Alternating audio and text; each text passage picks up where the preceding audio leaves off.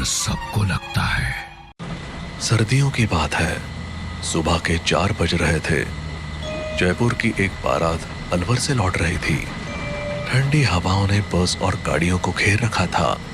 धुंध इतनी गहरी थी कि सामने की सड़क मुश्किल से दिखाई दे रही थी।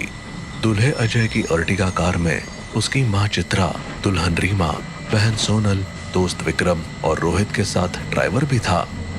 बहू आराम से बैठी हो ना? जी मम्मी जी। शादी बहुत झमेले वाला काम है। इतनी थकावट हो रही है जिसकी कोई हद ही नहीं। अरे विक्रम, कहाँ खोया हुआ है? लगता है वो अपनी शादी के सपने बुन रहा है।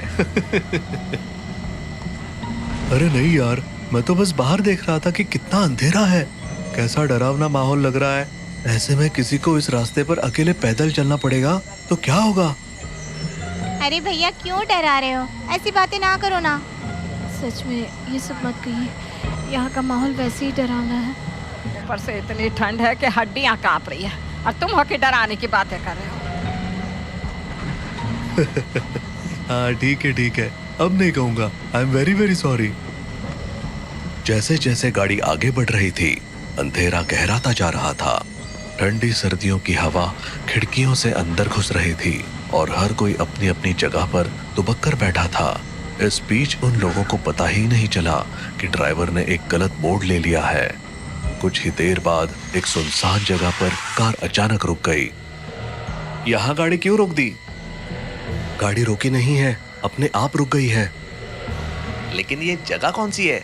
इतना कोहरा है, कुछ समझ नहीं आ रहा। लगता है हम रास्ता भटक गए हैं। अजय ने फोन निकालकर मैप चेक किया। मैप ने दिखाया कि वो भानगढ़ किले के सामने है और तभी उसके मोबाइल के नेटवर्क चले गए। इस दौरान ड्राइवर ने गाड़ी से उतरकर उसे ठीक करने की कोशिश की, लेकिन गाड़ी का इंजन दोबारा स्टार्ट नहीं हुआ। ये क्या मुसीबत है? मेरा फोन भी काम नहीं कर रहा, नेटवर्क गायब है। हे भगवान, ये तो भानगढ़ का किला है। सुना है यहाँ रात को कोई नहीं रुकता। ओए मजाक मत कर यार, सच में डर लग रहा है। चारों तरफ जंगल से अजीब अजीब आवाजें आ रही थी, कुछ जानवरों की और कुछ ऐसी जो पहचान में नहीं आ रही थी।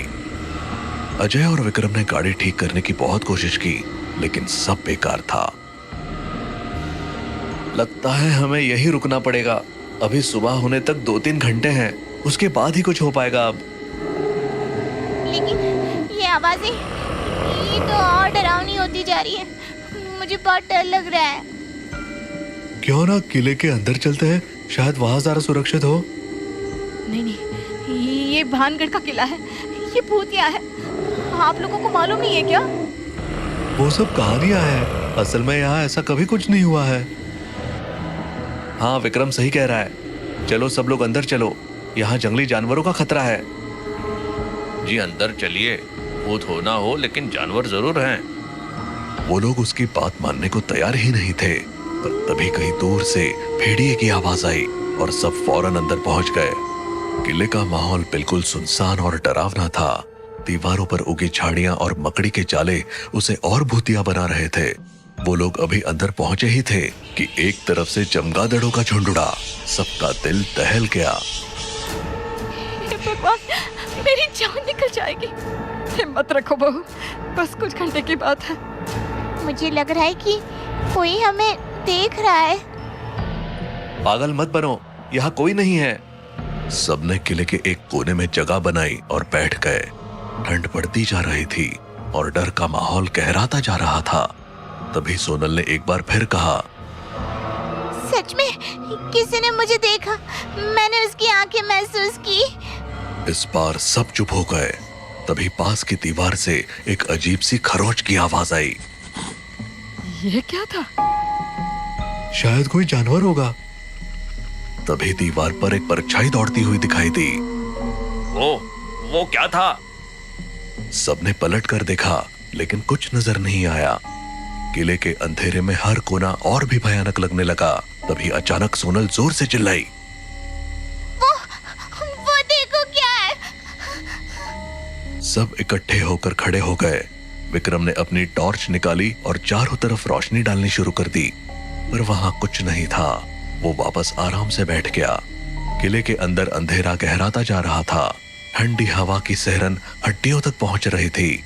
हर कोई किसी न किसी तरह अपनी घबराहट को छिपाने की कोशिश कर रहा था, लेकिन डर का साया धीरे धीरे सभी पर हावी हो रहा था। रीमा, जो कोने में चुपचाप बैठी थी, अचानक झटके से उठी। किसी ने मेरे कंधे पर हाथ रखा। क्या? कौन? रीमा ने पलटकर देखा, लेकिन वहां कोई नहीं था। उसकी आंखें डर और हैरानी से फटी रह गई। यहाँ कोई नहीं है, शायद तुम्हें वहम हुआ होगा। नहीं, मैंने साफ महसूस किया था, ठंडे हाथ जैसे बर्फ हो। इसी बीच रोहित ने दूर से किसी के उसे बुलाने की आवाज सुनी।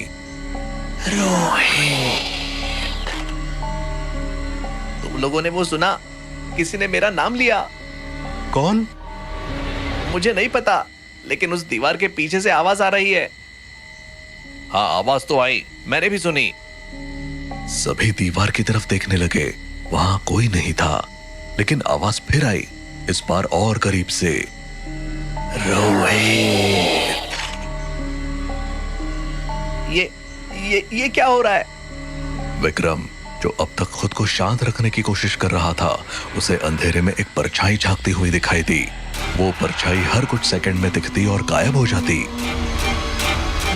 वहां कोई है, मैंने उसे देखा। विक्रम, ये समय मजाक का नहीं है। मैं मजाक नहीं कर रहा, मैंने सच में किसी को देखा वहां।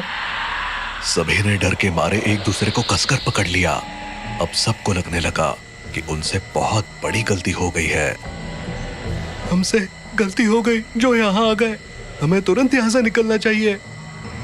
सबने सहमति में सिर हिलाया और बाहर जाने का रास्ता ढूंढने लगे, लेकिन जब वो उस जगह पहुंचे जहां से अंदर आए थे, तो बाहर जाने का रास्ता गायब हो चुका था। किला एक भूल भुलैया में बन चुका था। बाहर कैसे जाए हम? रास्ता कहाँ गया? ये कैसे हो सकता है? तभी उनकी नजर किले की दीवार पर पड़ी। वहां एक पत्थर का शिलालेख टंगा हुआ था।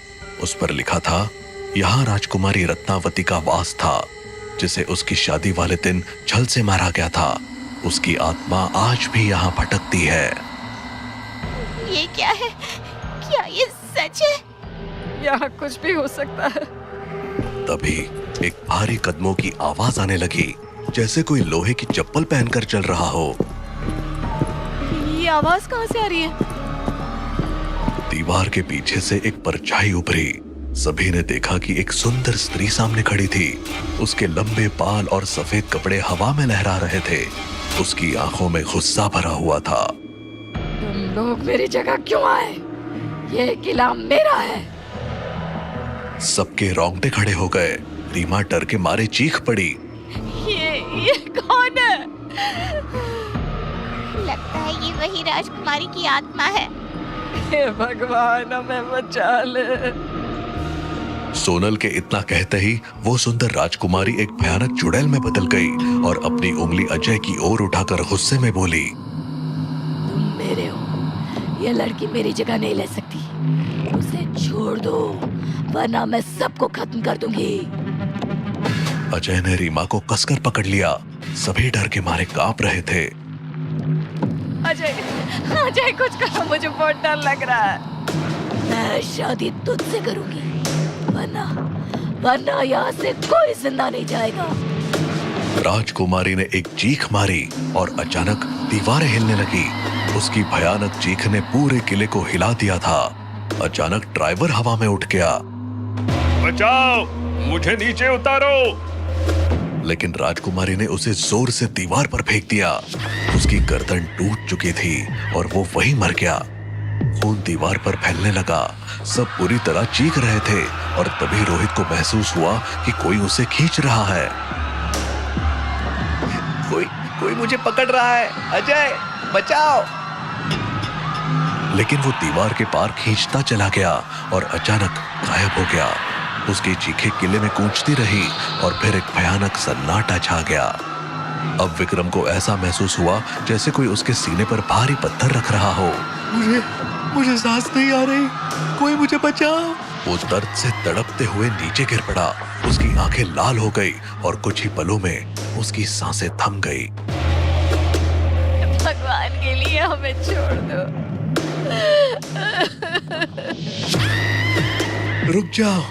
रुक जाओ, मैं तुमसे शादी करने को तैयार हूँ, लेकिन मेरी फैमिली को छोड़ दो। तुम्हारा ये निर्णय तुम्हें बचा सकता है, लेकिन तेरी ये पुरानी दुल्हन अब मेरी बंधक रहेगी। रीमा को एक अदृश्य शक्ति ने पकड़ लिया। वो चिल्लाई, लेकिन कोई फायदा नहीं हुआ। राजकुमारी ने शादी की रस्में शुरू करवाई। जल्दी करो, सिंदूर लाओ, मंगलसूत्र लाओ। लेकिन अजय चुपके से अपनी जेब से गंगाजल निकालने की योजना बना रहा था। जैसे ही राजकुमारी ने सिंदूर की मांग की, अजय ने फुर्ती से गंगाजल उसकी ओर छिड़क दिया। तेरी सारी शक्ति खत्म हो जाएगी। लेकिन गंगाजल से राजकुमारी कमजोर होने के बजाय और भड़क गई। तुमने मुझे धोखा दिया, अब कोई नहीं बचेगा। उसकी चीखों से पूरा किला कांपने लगा। दीवारें गिरने लगी। राजकुमारी ने अपना सारा क्रोध किले पर निकाल दिया। हमें यहाँ से बाहर निकलना होगा। भागो! बाहर जाने का रास्ता कहाँ है? सब बाहर जाने का रास्ता ढूंढ रहे थे, लेकिन पूरा किला अचानक ढह गया और सब दबकर मारे गए। सन्नाटा छा गया। बस राजकुमारी के रोने की आवाज गूंज रही थी। पर अगले ही पल राजकुमारी का रोना बंद हो गया और वो किला फिर से खड़ा हो गया, अपने अगले शिकार के इंतजार में।